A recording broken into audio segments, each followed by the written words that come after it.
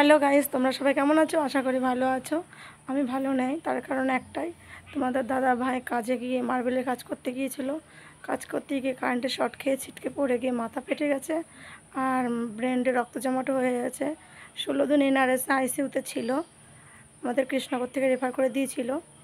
তা এখনও পুরোপুরি সুস্থ হয়নি। ব্রেনের ডাক্তার দেখাচ্ছি, এখন ডাক্তারবাবু বলেছে যে সুস্থ হতে সময় লাগবে। এখন দেখা যাক, চেষ্টা তো করছি সুস্থ হওয়ার। তখন আমাকে সবাই লাইভে জিজ্ঞাসা করছো, দিদিভাই তোমার বাড়ি কোথায়? আমার বাড়ি হচ্ছে কৃষ্ণনগর, আমাদের শহরের নামও কৃষ্ণনগর, ঠিক আছে। আর এই দেখো আমার একটা ঘরের এটা পেছনের দিকটা,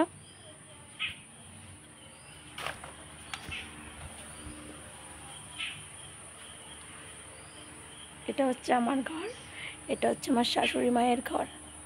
শাশুড়ি মায়ের ঘরে এতদিন ছিলাম, কিন্তু আমার বরের শরীর খারাপ বলে আমার বর বললো এই ঘরে থাকবো না, আমি এই ঘরে থাকবো। আমি বলছি ঠিক আছে, তাই এই ঘরে চলে এসছে।